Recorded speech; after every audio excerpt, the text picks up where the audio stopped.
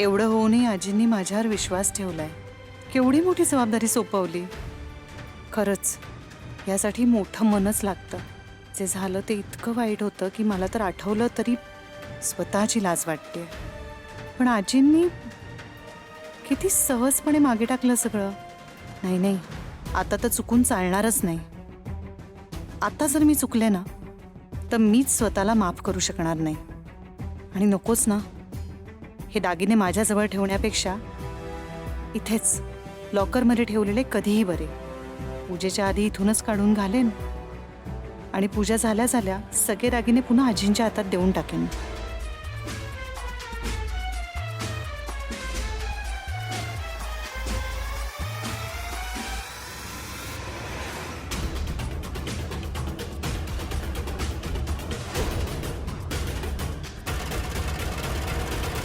काय ग अधीरा, आहे की नाही आमची आठवण? सकाळ संध्याकाळ फक्त आणि फक्त तुझ्या आठवणीत बुडलेली असते मी.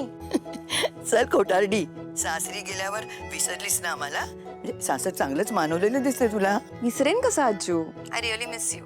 पण हा, सासर मात्र खूप मानवलंय. अगं पण आज संध्याकाळी त्या गोंधळ पूजेसाठी माहेरी यायचंय, लक्षात आहे ना तुझ्या? ऑफकोर्स लक्षात आहे आजू, अशी कशी विसरेन मी. आणि तसंही पिंट्या दादाने रोहनला पर्सनली इन्व्हाइट केलंय. सो आम्ही सगळेजण येणार आहोत. ओके? अगं तेच म्हटलं की खात्री करून घ्यावी, नक्की येतेस ना? हे बघ, तुम्ही सगळ्यांनी नक्की या हा. आणि अगं जरा थोडंसं लवकरच या, घरचाच कार्यक्रम आहे ना, थोड्याशा गप्पा होतील ना. येस आजू, लवकर पोहोचणार. ओके? तुझ्या सासू सासऱ्यांना नमस्कार सांगा आमचा. Yes Aaju, love you. I can't wait to see you. Love you too. Love you. अगं श आणि श यामध्ये फरक आहे. एक पहिला पोटफाड आहे श. आई बाबा, आज संध्याकाळी आमच्या घरी गोंधळ पूजा आहे. रोहन बोलला असेल ना तुम्हाला? सो आपण सगळेजण जाणार होतो. अरे वा, जाऊया की. मला नाही जमणार.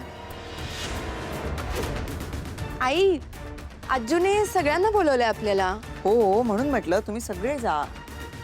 मला नाही जमणार. काय झालं आई? काही प्रॉब्लेम झालाय का? लग्नामध्ये जे काही घडलं त्यामुळे परत त्यांच्या समोर जायचं मला जरा ऑकवर्ड फील होतं. आई आई आय गेट इट. तुम्हाला ऑकवर्ड वाटत असणार आहे. I understand. पण हे बघा, आता कोणाच्याच मनात काहीच राहिलेलं नाहीये. So you don't worry. Okay? हो, पण माझ्या मनात आहे ना. आई, आता जे काही झालंय ते सगळं तुमच्यामुळे झालंय ना. So you try to forget it. No? काय म्हणालीस? जे काही झालं ते माझ्या एकटीमुळे झालंय? What I wanted to say is, त्या सगळ्यांना मी एकटी जबाबदार आहे? सासूचं काही मानपान असतो की नाही? आई आई तुम्ही प्लीज मिसअंडरस्टँड करून घेऊ नका. आणि राहिली गोष्ट तुमच्या मानाची, तर तुमचा मान इथे कोणीच डिनाय नाही करत आहे.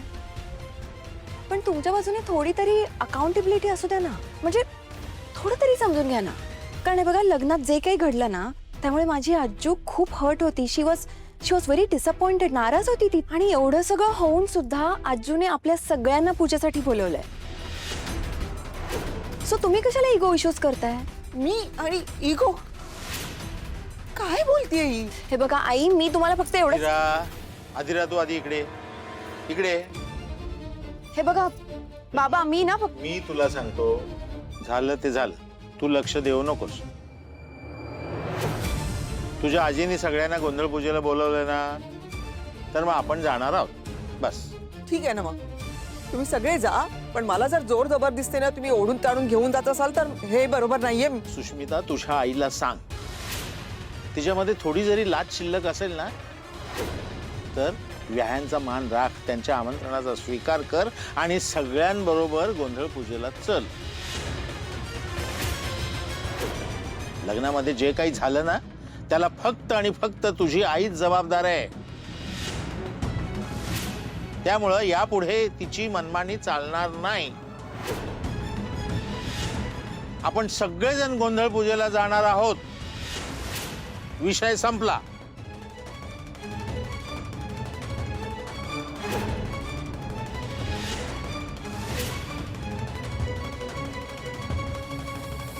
हा बोल, काय झालं? किती पैसे जिंकलो आपण? काय?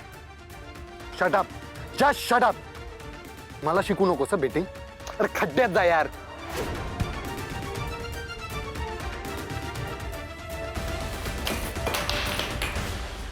अंशू काय झालं इतकी चिडचिड का करतोय सगळे पैसे हरलो मी. व्हॉट 15 लाख हरलास हो तामिळमध्ये बोलतोय का? उलट बोलू नकोस हं मला इडियट सांगत होते ना या नादाला लागू नको जुगाराच्या म्हणून समरला कळलं तर केवढ्याला पडेल कळतंय का तुला जरा शांत राहा ग. दादाला नाही कळणार. व्हॉट दादाला नाही कळणार तू समरला मूर्ख समजू नकोस अत्यंत हुशार माणूस आहे तो त्याच्या वाचून काहीही लपून राहत नाही वृद्धाश्रमाच्या बाबतीत पण असाच आतताईपणा केलास तू आणि काय झालं माहितीये ना 4 चौकात थोपाड फोडलं होतं तुझं त्यांनी आता तर तू त्याला न सांगता ऑफिसमधून पैसे घेतलेस आणि तेही जुगारात हरून बसलायस आता समोर काय करेल कोण जाणे काहीही करणार नाही पण मुळात दादाला कळणारच नाहीये. आय नो वृद्धाश्रमाच्या वेळी मी जरा माती खाल्ली होती पण तेव्हा पण वेळ मारून नेलीच ना. दादाला ट्रेस करता येऊ नये म्हणूनच मी ऑनलाईन खेळत नाही कॅशने खेळतो. एरवी मी हरलो पण नसतो पण आज माझा लकच नव्हता त्याला मी काय करू. मम्मा मम्मा त्या आजीला वेड लागलाय का ग? आता काय झालं मम्मा मला काही नाही झालंय त्या आजीला वेड लागलंय. आजीने स्वानंदीला आपल्या घराण्याचे दागिने घालायला दिलेत गोंधळाच्या पूजेसाठी.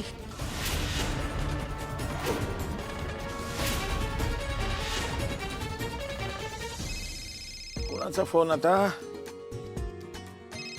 नंदू. हा नंदू हॅलो बोल कशी आहेस बाळा तू? मी बरी आहे. मला सांगा आजच्या गोंधळ पूजेचं कळलंय का तुम्हाला? हो हो म्हणजे काय? अगं आई साहेबांचा फोन आला होता अथिराला. हा आणि त्याआधी जावई बापूंचा आमंत्रणाचा फोन आला होता रोहनला. आम्ही सगळे येणार आहोत. चला मला वाटलं होतं तुम्ही येताय का नाही येतात. अगं असं कसं म्हणतेस? व्याहांच्या आमंत्रणाला मान द्यावाच लागेल. अगं काही झालं तरी ते मुलीचं सासर आहे आणि सुनेचं माहेर सुद्धा. ऐका ना वेळेत या मला खूप आठवण येते तुमची. हो हो बाळा वेळेवर येतो. आम्हाला सुद्धा तुझी खूप आठवण येते ग.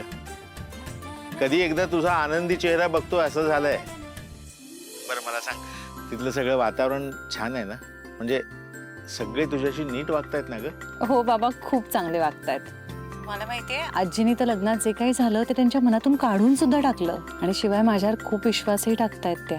खरंय खरंय खूप मोठं मन आहे ग त्या आजींचं आणि तुझ्यावर विश्वास ठेवायलाच पाहिजे. नंदू लग्नामध्ये जे काही झालं ना त्यामध्ये तुझी मुळीच काही चूक नव्हती. असं कसं बाबा? शेवटी बांगड्या त्या तर माझ्याच जबाबदारीवर दिल्या होत्या ना. नंदू आता जे झालं ना ते विसरून जा. हा विषय संपला. आम्ही आलो ना की मग बोलू आपण. बर मला आधी हो सांगा बाबा औषधं वेळेवर घेताय ना? हा शुगर एवढ्यात चेक केली का? रिपोर्ट्स काय आले? स्वतःची काळजी करताय ना तुम्ही? वेळेवर जेवताय ना? हेच विचारणार होतीस ना तुम्हाला? नंदू आता आमची काळजी करणं सोड. तू आता सासरच्यांची काळजी घे. त्यांची मर्जी राख त्यांच्याशी नीट वाग.